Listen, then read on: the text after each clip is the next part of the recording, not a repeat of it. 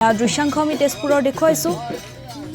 তেজপুৰতো পৰম্পৰাগত ৰীতি নীতিৰে পৰম্পৰা ৰক্ষা কৰি পৰম্পৰাগত যি ৰীতি নীতি সেই ৰীতি নীতি অক্ষুণ্ণ ৰাখি গৰু বিহু উদযাপন কৰা হৈছে। পুৱাৰ ভাগতেই এনেদৰে নৈৰ ঘাটলৈ লৈ অনা হৈছে পশুধনক।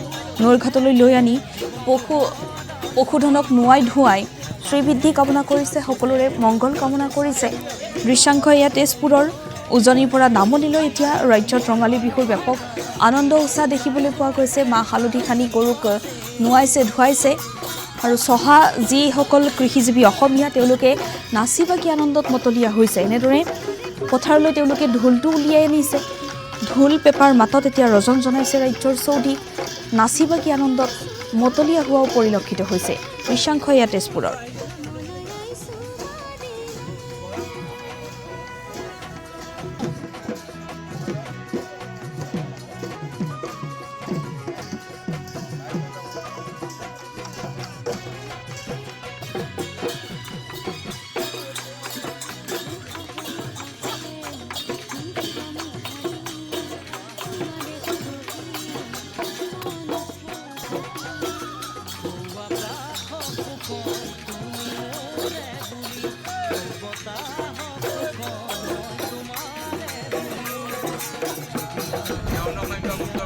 ৰঙালী বিহু সন্মিলনৰ তৰফৰ পৰা প্ৰতি বছৰৰ দৰে এইবেলিও আমি গৰু বিহু উদযাপন কৰিছোঁ।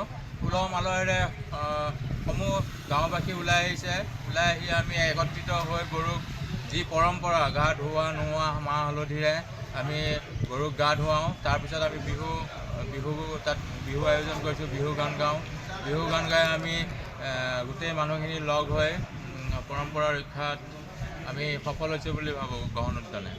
উত্তৰ পূব তেজপুৰ ৰঙালী বিহু সন্মিলনৰ তৰফৰ সমগ্ৰ অসমবাসী ৰাইজলৈ মই ৰঙালী বিহুৰ শুভেচ্ছা যাচিলোঁ। হয়, আমি আমাৰ তেখেতে কৈছে আমি পৰম্পৰাগতভাৱে আমি যি আমাৰ গৰু বিহু উদযাপন হয়, আমি গৰু বিহু আমি আমাৰ মৰা ঘৰলি পাৰতে আমি নোৱাওঁ।